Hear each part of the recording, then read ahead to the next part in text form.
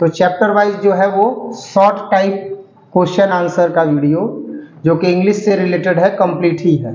आज के इस वीडियो में इसको कंप्लीट कर देंगे और इसके बाद हम लोग देखेंगे लॉन्ग टाइप क्वेश्चन आंसर, हर एक चैप्टर से देखेंगे। अभी हिंदी में भी जो हम लोग देख रहे थे वो लॉन्ग टाइप नहीं था, वो शॉर्ट टाइप क्वेश्चन आंसर था। बीच बीच में कहीं कहीं पर अगर सारांश आ रहा है तो वो लॉन्ग टाइप का ही है, ठीक है ना। तो अभी चैप्टर वाइज हम लोग लघु उत्तरीय प्रश्न उत्तर देख रहे हैं, जिसका टेस्ट भी चल रहा है, डिस्कशन हो रहा है, उसका टेस्ट चल रहा है। कुछ बच्चे टेस्ट से नदारद हैं। अभी जो स्पीड और रिदम पकड़े हुए थे जो टेस्ट में 16-16 पन्ना, 15-15 पन्ना जो लिख रहे थे, समझ में आ रहा है ना। वो रिदम अगर पूरे इस दिसंबर और जनवरी में 26 जनवरी तक अगर बना रहता तो निश्चित तौर पर आगामी परीक्षा में बहुत बढ़िया परिणाम आता है। लेकिन अब तो देख रहे हैं कि मैक्सिमम स्टूडेंट्स जो है वो गायब हैं। करना कुछ नहीं है, जो डिस्कशन हो रहा है उसी को याद करना है, उसी का टेस्ट देना है। तो अब देखना ये है कि अब इसके डिस्कशन के बाद जब टेस्ट होता है तो कितने लोग उसमें शामिल होते हैं। बाकी देखते हैं। आज हम लोग आगे इंग्लिश में हम लोगों ने कुछ डिस्कशंस किए हुए थे, आज उसके आगे हम लोग देखेंगे, है ना। तो आज जो है हम लोग डिस्कस करेंगे एन इपिताफ, यही से स्टार्ट करना है ना। एन इपिताफ से जो है वो स्टार्ट करना है, शॉर्ट टाइप क्वेश्चन आंसर है। और भी कुछ क्वेश्चंस हम लोग डिस्कस करेंगे इसी चैप्टर से, लेकिन वो दूसरे वीडियोस में करेंगे, इसमें नहीं। ध्यान दीजिएगा। एन इपिताफ चैप्टर से एक क्वेश्चन है। In the poem an epitaph, कविता जो है एन इपिताफ, इसमें what will happen when poet dies, क्या होगा जब कवि की मृत्यु हो जाएगी, ये 2019 में प्रश्न पूछा गया है। 2019 में ये प्रश्न पूछा गया है कि इन द पोएम, कविता में, एन इपिताफ, जिसका नाम एन इपिताफ है। एन इपिताफ का मतलब होता है कब्र पर खोदे गए शब्द। तो कब्र पर खोदे गए जो शब्द होते हैं वह मृत व्यक्ति के परिचय के लिए होता है, जिसमें उसका नाम लिखा होता है, उसका डेट ऑफ बर्थ लिखा होता है और उसकी डेट ऑफ डेथ लिखी हुई होती है। और अगर वह जीवित रहते हुए कोई उपलब्धि प्राप्त करता है तो उस उपलब्धियों को लिख दिया जाता है।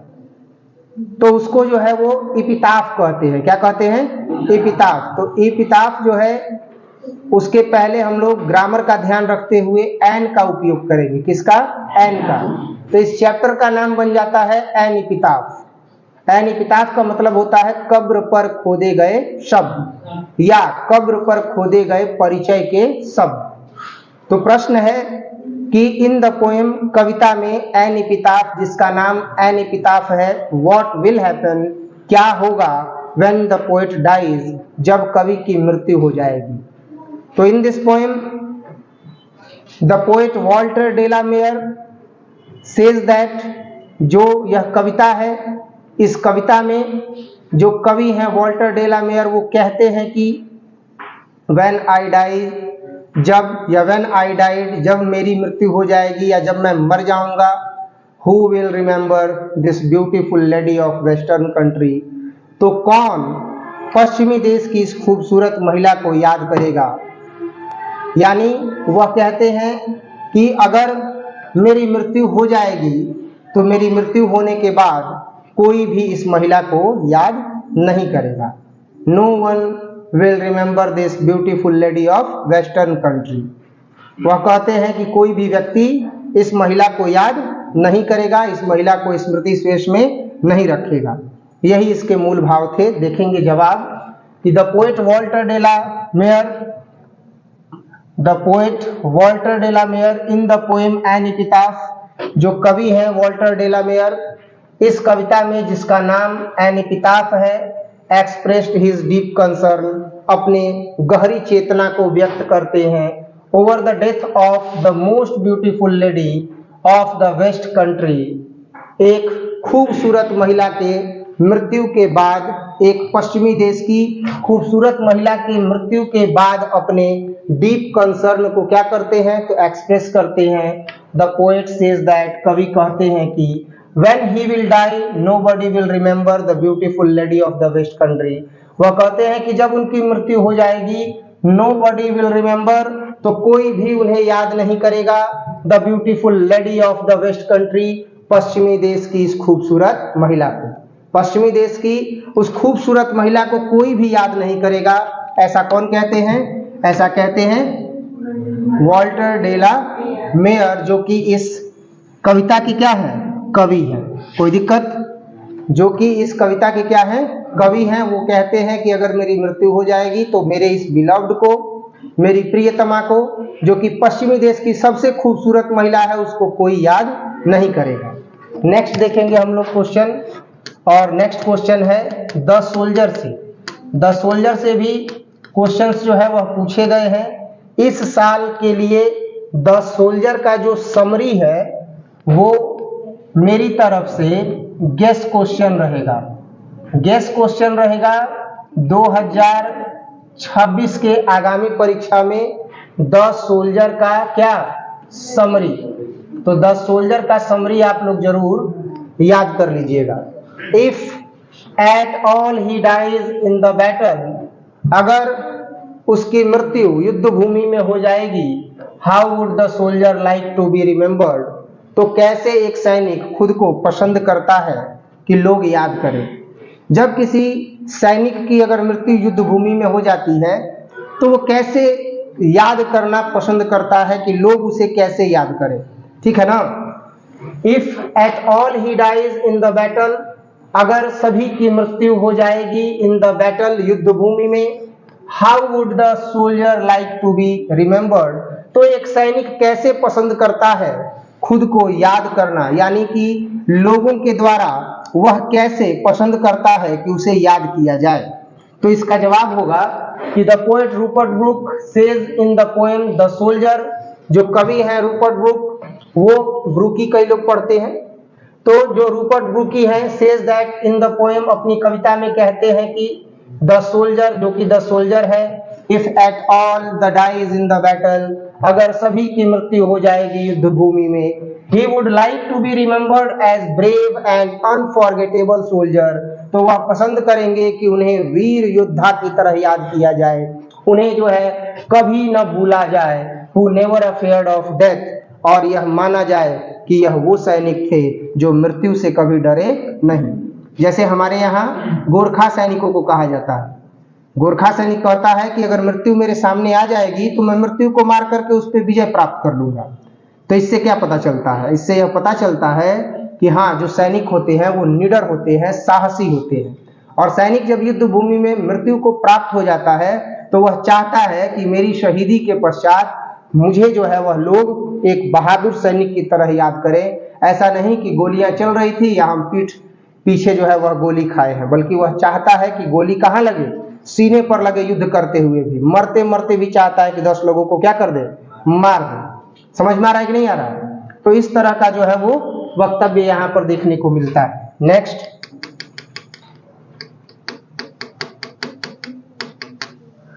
Why is Macavity called a criminal? Summary जरूर इसका याद कर लीजिएगा। द सोल्जर का अब की बार आएगा, बार बार रिपीट कर रहे हैं। Why is Macavity called a criminal? Macavity को क्रिमिनल क्यों कहा गया? आपने कविता पढ़ा है ना, Macavity there is no one like Macavity. Macavity तुम्हारी तरह कोई नहीं है। मैकेविटी किसके द्वारा लिखा गया है? टी.एस. इलियट के द्वारा लिखा गया है। किसके द्वारा लिखा गया है? टी.एस. इलियट के द्वारा लिखा गया है। एक चीज हमेशा ध्यान रखना, ये जो कविताएं हैं 11 और 12 क्लास में, चाहे वह हिंदी विषय की हो चाहे वह इंग्लिश विषय की हो, तुम इसको एक बार पढ़ रहे हो, तुम पढ़ के निकल जाओगे तो अगला बैच जो आएगा वो भी पढ़ेगा ना, और पढ़ाने वाले हम ही रहेंगे।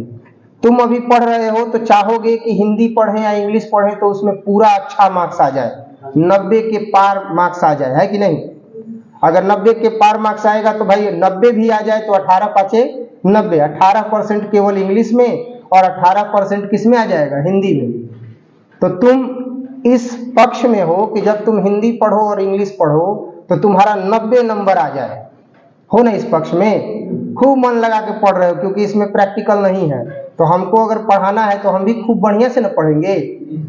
अब मान लो कि कोई फिजिक्स, केमिस्ट्री, मैथ में उलझा हुआ है, अब वो हिंदी और इंग्लिश को कंट्रोल नहीं कर पा रहा है, तो वो हो सकता है कि अपने साथ एक सहयोगी शिक्षक रख सकता है।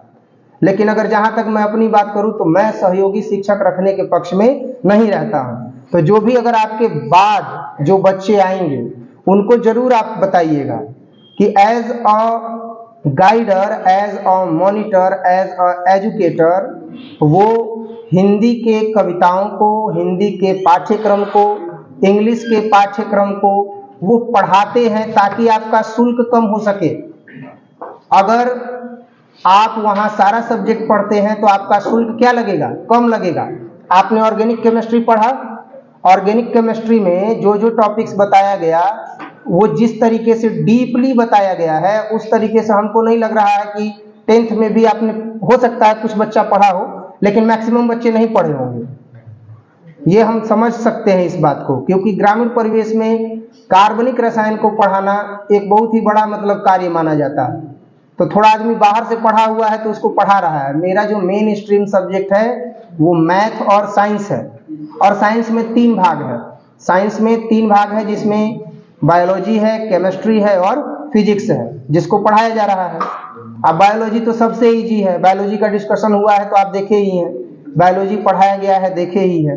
कुल मिलाकर के अपने आगे आने वाली पीढ़ियों को ये इंफॉर्मेशन अवश्य दें कि बबुआ अभी 10 पास कैले बड़ा, क्योंकि बहकौला में मत पढ़ो, कम शुल्क में बढ़िया तैयारी करे के होके तो धीरज सर के हैं माँ सरस्वती कोचिंग सेंटर में चल जाए। अब आपका ये अंतिम बैच है, आप फाइनल पेपर देने जाएंगे तो मुझे अपनी बात रखने का हक है या नहीं है? अब आप सोचिए कि जो बच्चा 10th में अभी परीक्षा दे करके आया है, क्या उसको 10th क्लास के इंग्लिश का चैप्टर नेम और लेखक का नाम, मतलब कि राइटर नेम और पोएट नेम पूरा पूछा जाएगा? याद है? नहीं याद है। अच्छा, हिंदी में भी अगर ऐसे ही पूछा जाएगा तो याद है? नहीं याद है।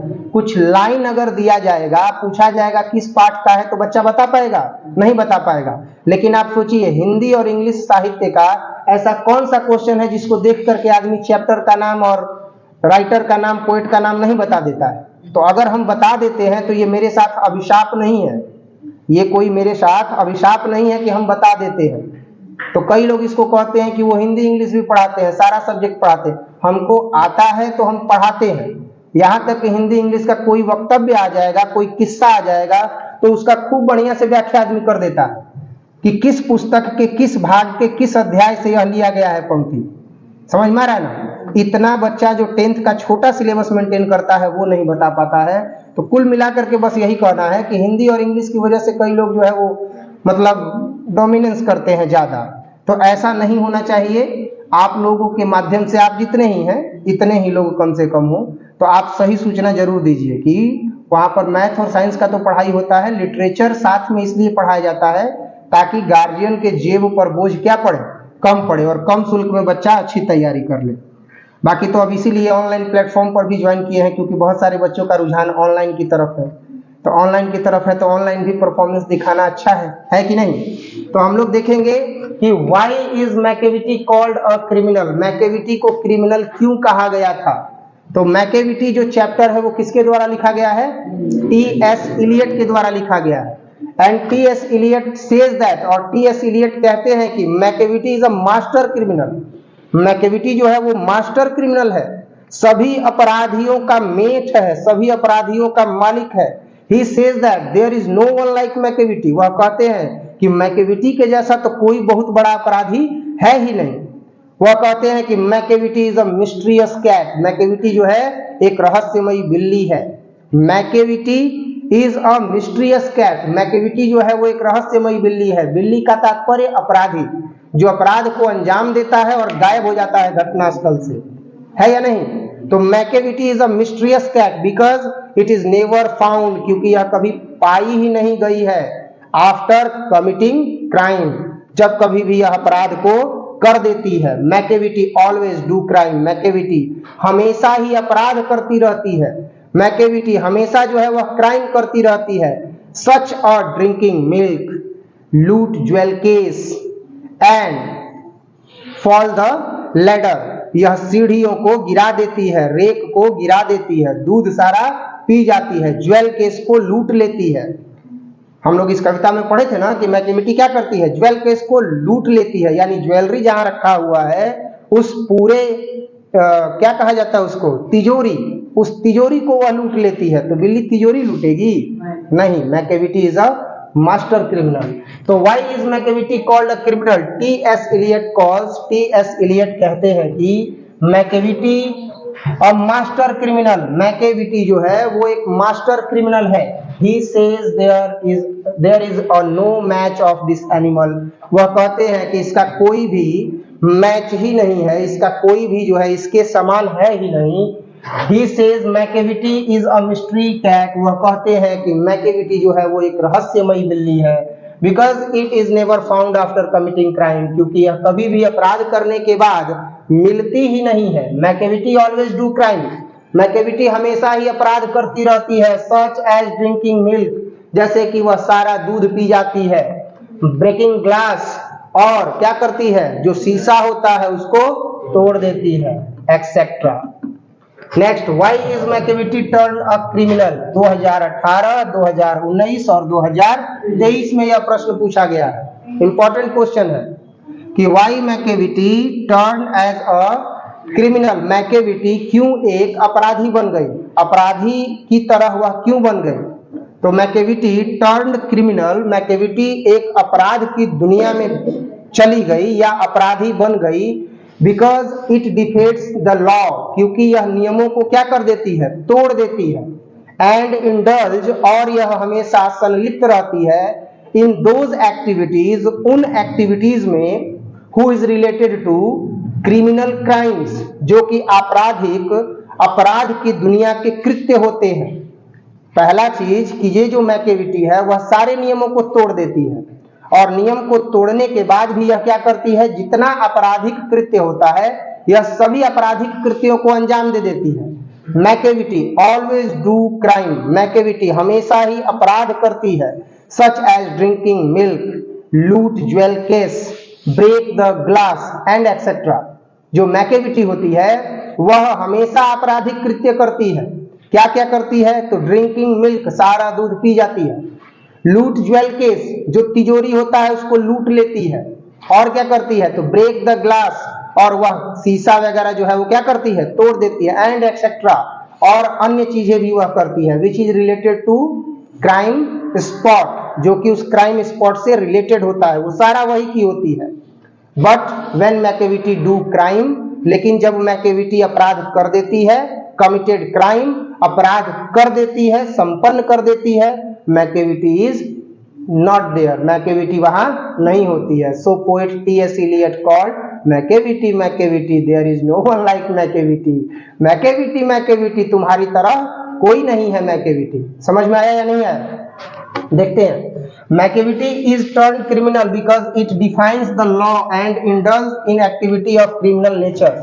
जो मैकेविटी है वह एक अपराधी बन जाती है। क्यों? क्योंकि उसने सारा का सारा नियम जो है वह क्या कर दिया है, तोड़ दिया है, और वह निहित है, लगी हुई है इन एक्टिविटीज, उन क्रियाकलापों में, ऑफ क्रिमिनल, अपराधों के, जो आपराधिक प्रवृत्ति के हैं उन क्रियाकलापों में लगी हुई है। Macavity always do crime such as drinking milk, breaking glass and etcetera. It is not like other cats. Macavity जो है वह खूब सारा आपराधिक कृत्य करती है। वह जो है दूध पी जाती है, ज्वेल केस को लूट लेती है, ग्लास को तोड़ देती है। मैकेविटी की तरह और कोई भी नहीं है। कोई दिक्कत? नेक्स्ट अगला जो है वो हम क्वेश्चन देखेंगे। अगला क्वेश्चन है फायरहाइम से। कहां से है? फायरहाइम। कई लोग इसको फायर हाइमन कहते हैं। क्या कहते हैं? Fire hymn. तो सही होगा कि गलती होगा? गलती होगा। फायरहाइम से क्या क्वेश्चन है देखिएगा। फायरहाइम से क्वेश्चन है कि in what sense does the fire forget it's dead. In what sense, किस भाव में, इन व्हाट सेंस किस भाव में, डज द फायर, जो आग है, फॉरगेट्स इट डेड, अपनी मृत्यु को भूल चुकी है। जो आग है वह किस भाव में मृत्यु को भूल चुकी है।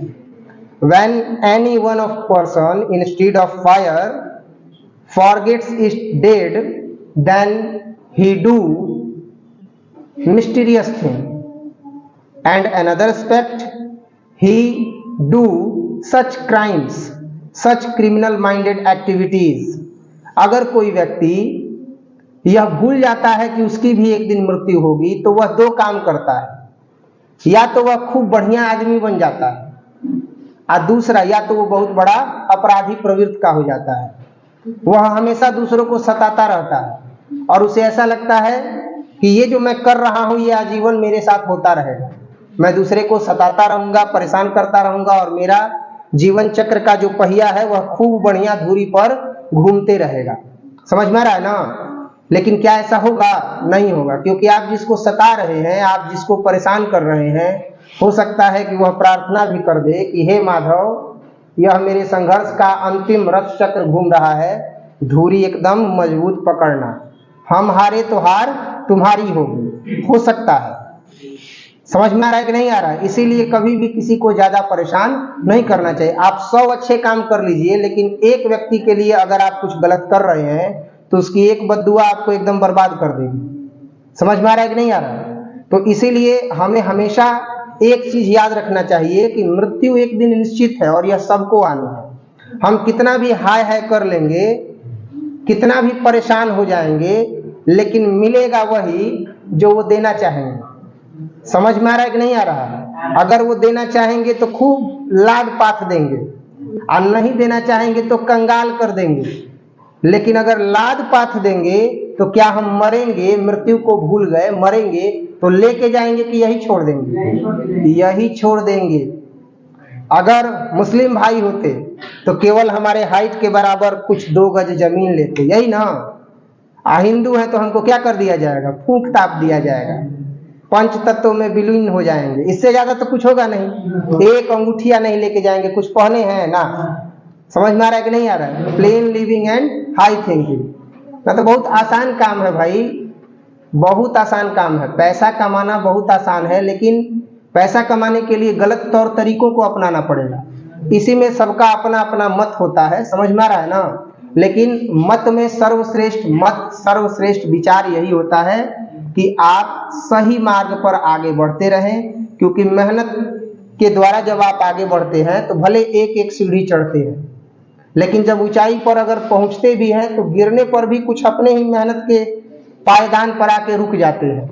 लेकिन अगर किसी के सपोर्ट से, किसी के, समझ रहे हैं ना, उससे आप आगे बढ़ रहे हैं, तो जहां हाथ हटा आपका सारा महल धड़ धड़ एकदम गिर जाएगा और किसी को फिर कुछ पता नहीं चलेगा। ऐसा होता है।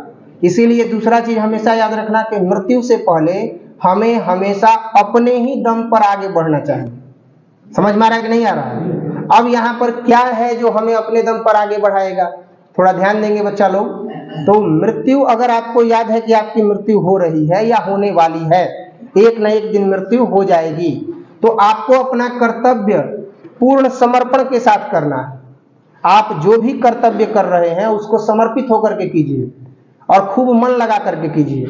अगर आप कर्तव्य का निर्वहन अच्छे से नहीं कर रहे हैं तो निश्चित तौर पर आप अपनी मृत्यु को भूल चुके हैं। आपको लगता है कि मैं बस ऐसे ही मस्त मौला रहूंगा और मेरा जीवन क्या हो जाएगा? कट जाएगा। तो ऐसा नहीं है। एक पेड़ का पत्ता भी जब तक उसका जीवन रहता है पत्ती का, तब तक सूरज का आतप सहता है और राहगीरों को छांव देता है। तो पत्ता तो है बहुत छोटा, लेकिन उसका कर्म बड़ा है, वह राहगीरों को छा देता है। 5 किलोमीटर 10 किलोमीटर अगर धूप है और धूप में कोई चल रहा है तो जरूर बाट जो हैगा कि कहीं पेड़ मिल जाए तो हम उसके नीचे क्या हो जाए, थोड़ा सा आराम कर लें। धूप लगा है 5 किलोमीटर तक पैदल चल के, गमछी रखा है सर पर, तो वो सोचेगा कि पेड़ मिल जाए और उसी पेड़ के नीचे एगो चापाकल मिल जाए, हैंड पंप मिल जाए, तो तुरंत क्या करेंगे?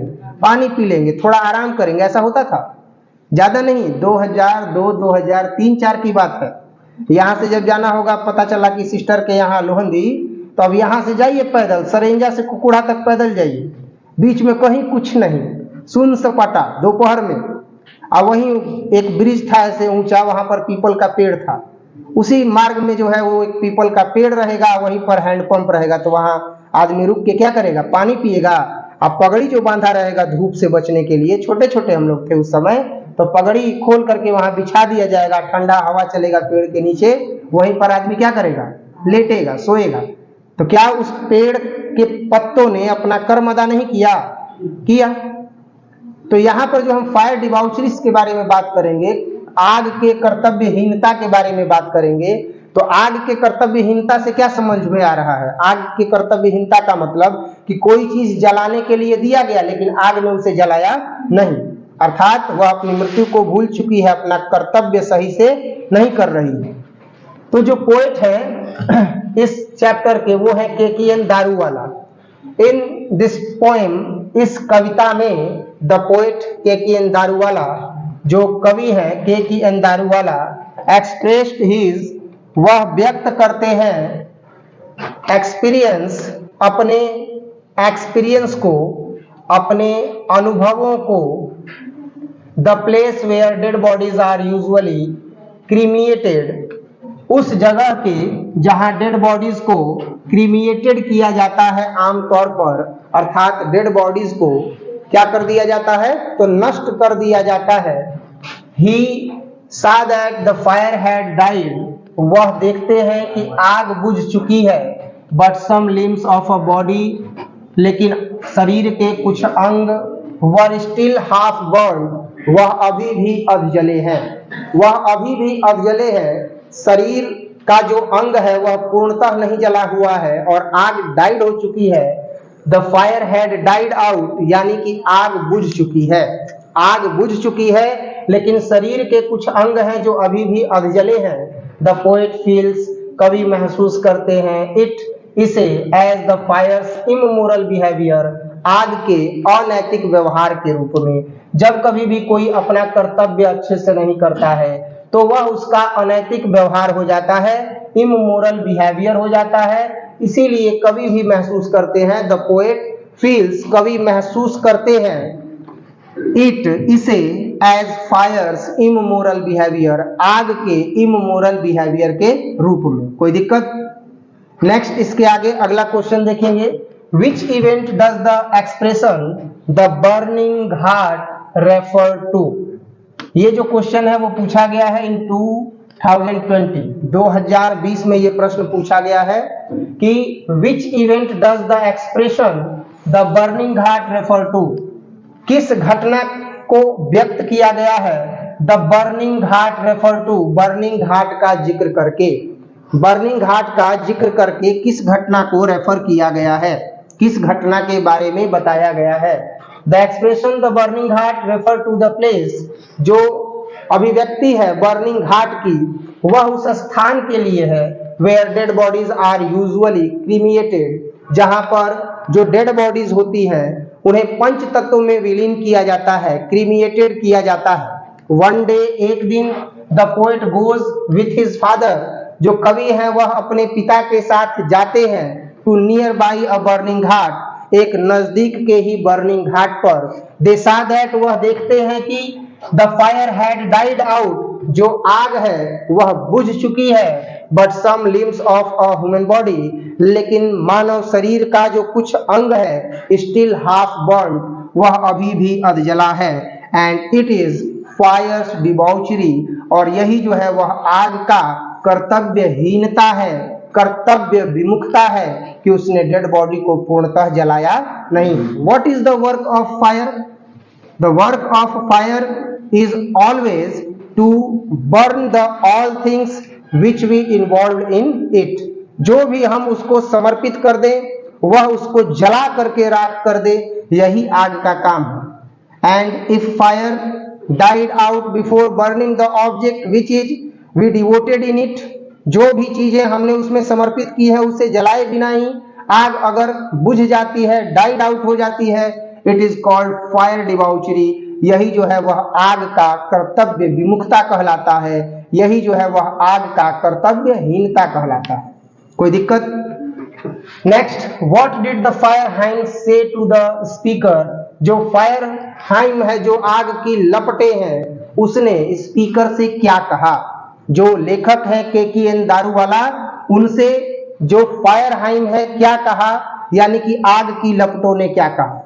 Actually, when the first born of poet KKN Daruwala were died and the Tower of Silence is far away, 1000 kilometers away, then he decided to consign his child to the fire. And he did that. But when fire burning the body of their child or burning of his child, that time he feels that Firehind says to him, you are rebellious, तुम विद्रोही हो। You didn't consign your child according to your religion, तुमने अपने धर्म के अनुसार अपने बच्चे का अंतिम संस्कार नहीं किया। You are a Zoroastrian, तुम एक जोरोस्ट्रियन धर्म को मानने वाले व्यक्ति हो। And you consigned your child into me, और तुमने आग के अंदर यानी मेरे अंदर अपने बच्चे को समर्पित कर दिया। Because of tower of silence 1000 kilometre away, क्योंकि यहां से टावर ऑफ साइलेंस जो है वह 1000 किलोमीटर क्या है, दूर है, और तुमने मुझ में अपने बच्चे को समर्पित कर दिया। You are rebellious. That time poet, उस समय कवि, टेक अ ओथ, यह शपथ लेते हैं कि he never forgets his religious duty in his life, अब वह अपने जीवन में कभी भी अपने धार्मिक कर्तव्यों से विमुख नहीं होंगे। and save fire to forgive anyone, और सुरक्षित करेंगे आग को कि वह किसी को माफ न करे, अर्थात आग को माफ करने के पाप से भी क्या कर देंगे, मुक्ति दे देंगे। तो what did the Firehind say to the speaker? The poet Keki अंदारूवाला says in the poem, जो कवि केकी अंदारूवाला है वह इस कविता में कहते हैं फायरहाइंड के बारे में that कि it conveys a message, कि वह मुझे संदेश देती है that life is transitory, कि जो जीवन है वो अस्थायी है। It is very pathetic to see half burnt bodies in the cremation घाट, और बड़ा कठिन होता है अध जले अंगों को देखना शमशान भूमि में। Because of lack of money to provide enough wood, जहां पर पैसे की कमी के चलते लकड़ी वगैरह जो है वह अच्छे से उपलब्ध नहीं होती है। For the body to burn, उस शरीर के लिए, उसको जलाने के लिए। द फायर सेज दैट, जो आग है वह कहती है कि he had committed a crime by neglecting the religion ritual, कि वह अपराध कर रही है जो धार्मिक रिचुअल है, जो धार्मिक रीति रिवाज है उसको अनदेखा करके। And so he asked forgiveness from the fire, इसीलिए वह माफ करने के पाप के बारे में कहते हैं। एंड सो ही आस्क्ड, इसीलिए वह कहती है फॉरगिवनेस, माफी देने के लिए, फ्रॉम द फायर, आग से। इसीलिए जो कवि है वह कहते हैं कि मुझे माफ किया जाए। हालांकि ये तो अभी इसके अकॉर्डिंग जवाब है, मैंने जो जवाब दिया वो एब्सोल्यूट कविता के अनुसार जवाब था, कि उन्होंने पहले अपने बच्चे को क्या किया था, आग के हवाले कर दिया था। और आग के हवाले करने के दौरान जब आग की लपटें उठ रही थी और उनका बच्चा आग में जल रहा था, तो ऐसा उन्हें प्रतीत हुआ कि आग उनसे कह रही है कि तुमने बहुत बड़ा क्या किया है, अपराध किया है, और मैं तुम्हें इस अपराध के लिए माफ करती हूं, लेकिन ध्यान रहे आगे से तुम ऐसा गलती नहीं करोगे। कोई दिक्कत? ठीक है, नेक्स्ट जो है वो हम देखेंगे, इसको आज कंप्लीट करेंगे ताकि शॉर्ट टाइप क्वेश्चन आंसर जितना भी प्रीवियस एग्जामिनेशंस में पूछे गए हैं वो आपका तैयार रहे। ठीक है ना, ज्यादा से ज्यादा 30 क्वेश्चन होगा या 40 क्वेश्चन होगा, तो टोटल आप लोग जो है वो देखिएगा। और इंग्लिश में जब कभी भी अगर आप अभ्यास कीजिएगा तो याद कीजिएगा, और याद करके उसको क्या कीजिएगा, लिखिएगा। बिहार बोर्ड में इंग्लिश सबसे ज्यादा मजबूत अगर किसी का होता है तो वो चतुर प्रवीण विद्यार्थी जो 10 क्लास तक इंग्लिश मीडियम में पढ़ा है उसका होता है। 10 क्लास तक तो इंग्लिश मीडियम में पढ़ लेता है, 11-12 में किस में आ जाता है, हिंदी मीडियम में, क्योंकि 11-12 में लाखों रुपया फीस लगता है सीबीएसई बोर्ड से क्या करने में, कोर्स कंप्लीट करने में, तो वो हिंदी मीडियम में बच्चा आ जाता है। तो इंग्लिश उसका पहले से स्ट्रांग है। सोचो जहां बिहार बोर्ड के बच्चे क्लास 1 से लेकर के क्लास 10 तक इंग्लिश पढ़ते ही नहीं है, बहुत माइनर इंग्लिश पढ़ते हैं, बहुत कम इंग्लिश पढ़ते हैं। कोई पढ़ता है तो साल भर कोचिंग करता है या ज्यादा से ज्यादा 2 साल करता है, यही ना।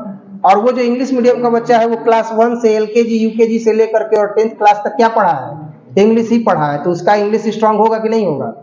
तो वैसे बच्चों का जो है वो काफी अच्छा नंबर आ जाता है, खूब बढ़िया स्कोर करता है। तो और भी जो गार्जियन बंधु चाह रहे हैं कि उनका बच्चा इंग्लिश में स्ट्रांग हो जाए, तो हमारे यहाँ इंग्लिश का बैच चल रहा है। बिहार बोर्ड के जो बच्चे हैं उनके लिए इंग्लिश का बैच चल रहा है, लेकिन वो बैच हमारे यहाँ शाम को चल रहा है, और शाम को चल रहा है कितने बजे, तो 5 से 6। थोड़ा अंधेरा तो हो जाएगा लेकिन इन्वर्टर का इंतजाम है। तो जो भी इच्छुक गार्जियन बंधु है, जो भी इच्छुक गार्जियन बंधु है, चाहते हैं कि उनका बच्चा इंग्लिश में स्ट्रांग रहे, थोड़ा बहुत इंग्लिश बोल ले हमारी ही तरह, वर्ड मीनिंग उसका एकदम मजबूत रहे, तो आप उसको जरूर 5 से 6 जो है वो पढ़ने के लिए भेज सकते हैं। इसी में थोड़ा प्रमोशन भी हो गया। आगे देखते हैं, was the snake conscious of the poets presence?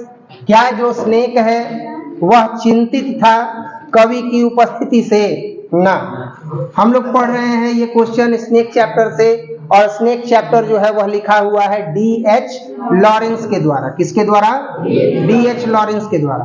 और D.H. लॉरेंस जी यहाँ बताते हैं कि जब उनको प्यास लगती है और वह जाते हैं पीचर लेकर के नाद पर, वाटर थ्रू पर, क्या करने के लिए? पानी पीने के लिए। तो वहां देखते हैं कि पहले ही से वो घुंडी मार करके या मुंह लगा करके नाद में सांप जो है वो क्या कर रहा है? पानी पी रहा है। तो वो मानते हैं कि वो प्रथम अतिथि है और हम क्या है? द्वितीय है। लेकिन क्या उनकी उपस्थिति का सांप पर कोई प्रभाव पड़ा? पानी पी भी रहा है, गम्स से अपने पानी खींच भी रहा है मसूड़ों से शरीर में, ऐसा लग रहा है कि पानी अंदर जा रहा है तो उसका शरीर एकदम लहर रहा है। सब चीज एग्जामिन करते हैं। During the poem explanation I will explain this all things. मैंने इन सारी चीजों के बारे में आप लोगों को बताया था। तो इस आधार पर जब वह देखते हैं तो वो ऐसे ऊपर मुंह उठाता भी है पीने के बाद, तो ऐसे चारों ओर जो है वह देखता है, वैगुअली देखता है। लेकिन क्या उसको पोएट के प्रेजेंस का कोई फर्क पड़ता है? नहीं पड़ता है। यही चीज तो जवाब देना है। देखिएगा, know the snake was not conscious of the poets presence. नहीं, सांप जो है वह बिल्कुल भी कॉन्शियस नहीं था, बिल्कुल भी चेतनाग्रस्त नहीं था कवि की उपस्थिति का। Though it looked around, यद्यपि उसने चारों ओर देखा, yet he was not aware of the poet, लेकिन उसने कवि का बिल्कुल भी ध्यान नहीं दिया। If it were aware of his presence, अगर वह उनकी उपस्थिति से सजग होता, it would have hurriedly slided away to safety by moving toward its hole, तो वह बहुत ही भयभीत होकर के तेजी से सुरक्षा के लिए गति करते हुए अपने होल में प्रवेश कर जाता। इट ड्रिंक वाटर स्लोली, लेकिन वह तो धीरे धीरे पानी पी रहा है। सांप देखिए आदमी की उपस्थिति से कितना तेज भागने लगता है। तो अगर वह थोड़ा सा भी वरिड होता प्रेजेंस से D.H. लॉरेंस के, तो बड़ा तेजी से भागता, लेकिन वो तो चुपचाप एकदम पानी पी रहा है, टेकिंग प्रॉपर रेस्ट, खूब आराम कर करके पानी पी रहा है। Then it moved slowly towards its hole, और तब जाकर के वह धीरे धीरे अपने छिद्र की ओर आगे बढ़ता है। तो इससे क्या पता चलता है? क्या सांप जो है वह कॉन्शियस है उनके प्रेजेंस से? नहीं। अगला क्वेश्चन देखते हैं, why did the poet feel honoured? जो कवि है वह सम्माननीय क्यों महसूस करते हैं? भाई, कवि जो है वह सम्माननीय क्यों महसूस करते हैं? तो the poet D.H. Lawrence in the poem snake felt honoured because the snake visited his through.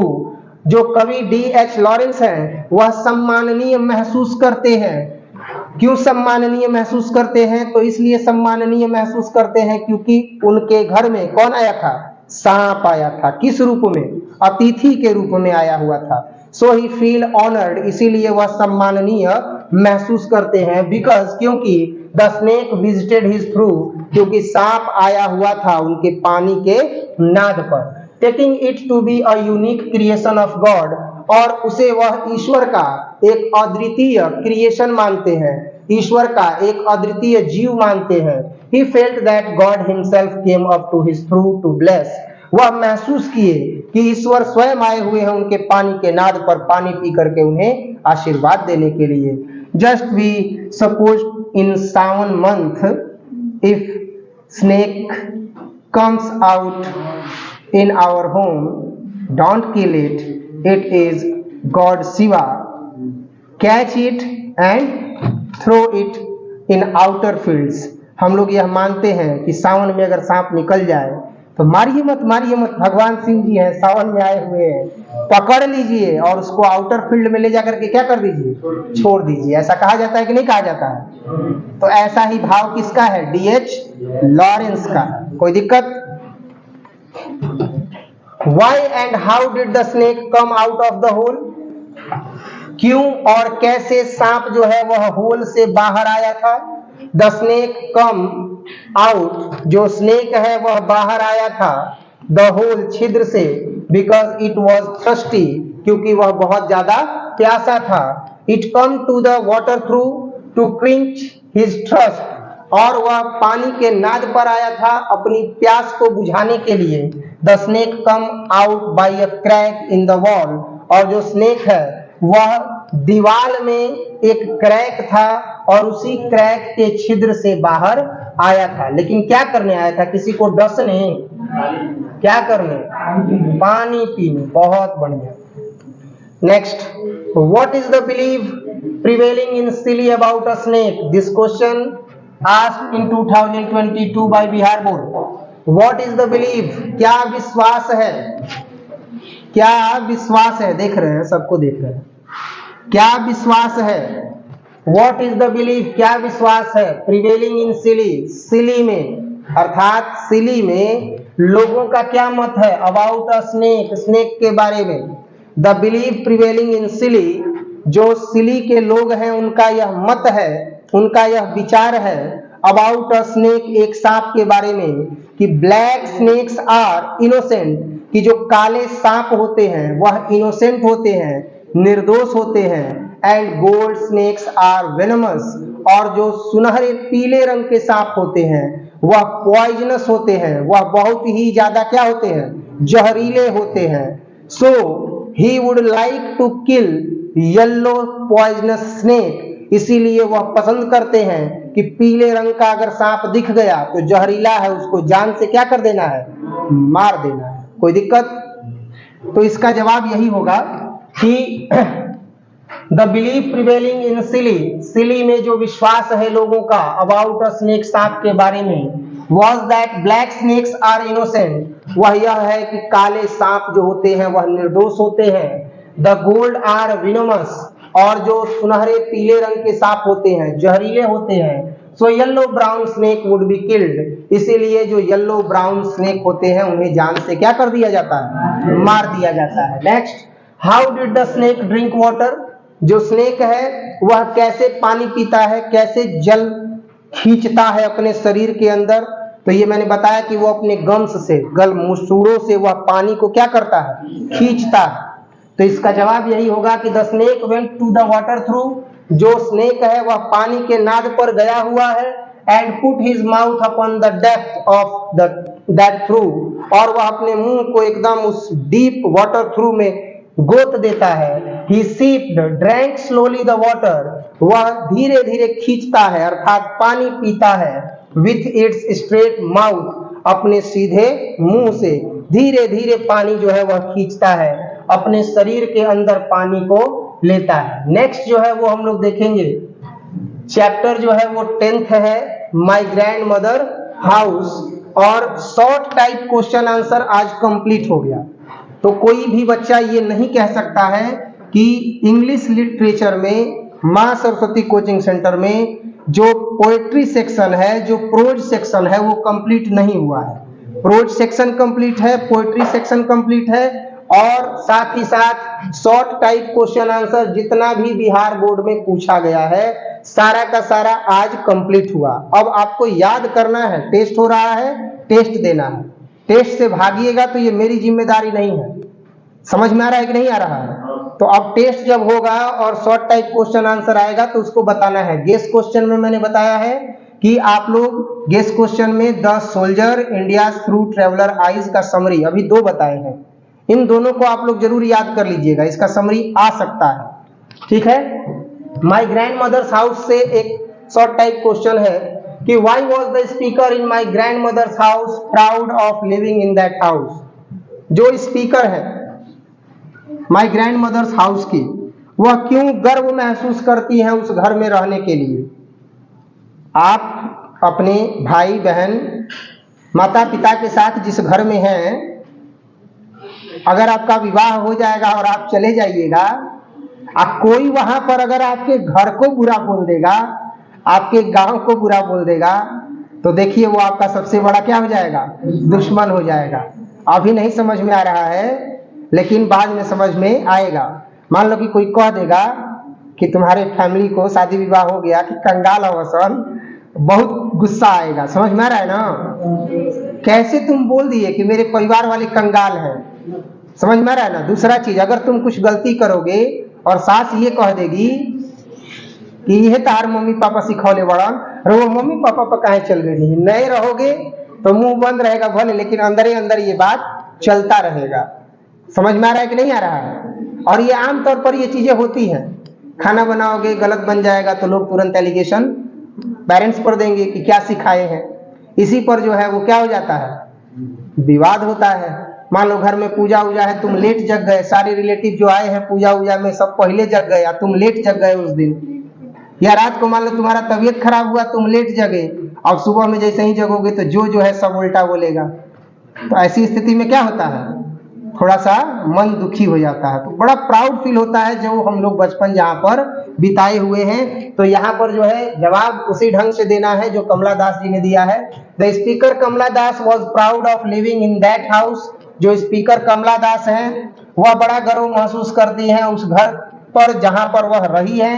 Because in that house she received love for a long time, क्योंकि उस घर में उन्होंने ढेर सारा स्नेह प्राप्त किया है लंबे समय से।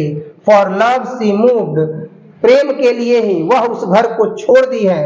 But she got it in her old house, लेकिन जो प्रेम उन्हें मिलता है वह उनके पुराने घर में ही मिलता है, नए घर में नहीं मिलता। Why does the speaker in my grandmother's house say that she has lost her way? क्यों जो कवित्री है माई मदर्स या my grandmother's house chapter की, वह कहती है कि अपने घर का रास्ता खो चुकी है। तो the speaker says she has lost her way, जो स्पीकर है वह कहती है कि वह अपना रास्ता खो चुकी है। Because she yearn for love and she does not know where she can find it, क्योंकि वह प्रेम की तलाश में घर से निकली थी, यानी विवाह हो गया, प्रेम के लिए एक घर को छोड़ दी, लेकिन अब उस घर में प्रेम नहीं मिल रहा है, ना ही उस घर के लोग अब उनको बुला रहे हैं, प्रेम कर रहे हैं, यानी न तो टेक केयर किया जा रहा है ना ही केयर किया जा रहा है, जिसके चलते वह कहती है कि अपना रास्ता मैं क्या कर चुकी हूँ, खो चुकी हूँ। और इस तरीके से हम लोगों ने शॉर्ट टाइप क्वेश्चन आंसर जितना था वो कंप्लीट किया। क्लास में बैठे हुए कुछ बच्चों का एक्टिविटी हम देख रहे हैं, जो इस 30 से 40 या 45 मिनट का क्लास ढंग से बैठ करके अनुशासन में नहीं कर पा रहा है, वो घर पर बिल्कुल भी नहीं पढ़ता होगा। ध्यान से सुनना और समझना सबके बस की बात नहीं होती है। जब आप इसको सुनिएगा, समझिएगा और जब पढ़िएगा तो मेरी बताई हुई बातें आपके एकदम मन मस्तिष्क में कौंधने लगेंगी। और आप अगर शांति से नहीं सुन सकते हैं तो हम खुलेआम कह रहे हैं कि आपको यहाँ बैठने की जरूरत नहीं है, आप घर पर चले जाएं। नहीं तो कहने के लिए लोग यही कहेंगे कि ट्यूशन क्लास कैला हन एकदम अंतिम तक आ नंबर कम आ गई। समझ में आ रहा है कि नहीं आ रहा है? तो एकरा से बढ़िया तू घरे रह के तारा जितना अनर्गल एक्टिविटी करे को ही करत रही है। बाकी जो बच्चे पढ़ रहे हैं तो मैंने पहले ही बताया है कि रिजल्ट किसी एक का होता है। अगर एक बच्चा भी आएगा बार बार यहाँ पर, डिस्कशन क्लास अटेंड करेगा, टेस्ट देगा, हम उस एक बच्चे को पढ़ाएंगे और पक्का कह रहे हैं देखना तुम सब पर भारी वो एक बच्चा पढ़ जाएगा। और ये मेरे धैर्य की इंतहा नहीं है, ऐसा किए हैं। ये जो थॉट है ना, मनोवैज्ञानिक एक सोच, ये साइकोलॉजिकल थॉट है कि भेड़ बकरियों के झुंड से अच्छा 5 पांडव बैठा लिया जाए तो 5 पांडव जो है वो लाखों अछोड़ी सेना पर और साथे साथे 100 कौरवों पर क्या पड़ जाएंगे, भारी पड़ जाएंगे। ये आज से नहीं, जब से संस्थान चालू हुआ है तब से हुआ है। जिसको कौरवों का भीड़ पूरा इकट्ठा करना है वो तो लगा हुआ है आलोचना करने में। अब बुड़बक लोग आलोचना सुन सुन के भीड़ इकट्ठा किए हुए हैं, लेकिन हम जानते हैं कि केवल 5 को सही अगर पांडव मिल गया ना, तो वही 5 को पांडव अगर सही मिल गया तो डिस्ट्रिक्टों में क्रम से 1 2 3 4 5 रहेगा, या स्टेट में भी 1 2 3 4 5 रहेगा। टॉपर्स की बात कर रहे हैं। टॉपर देने के लिए भीड़ इकट्ठा करने की जरूरत नहीं होती है, लगन होना चाहिए, जो हाँ मेरे अंदर है। दिखावटी लगन नहीं है, आत्मीय लगन है। किसी में इतना धैर्य नहीं है कि 2 विद्यार्थी बैठा करके पढ़ा देगा। इंटरमीडिएट वर्ग की बात कर रहे हैं। अभी तो आप बैठे हुए हैं, काफी ज्यादा हैं, लेकिन हम सही बता रहे हैं कि हम पढ़ा देंगे।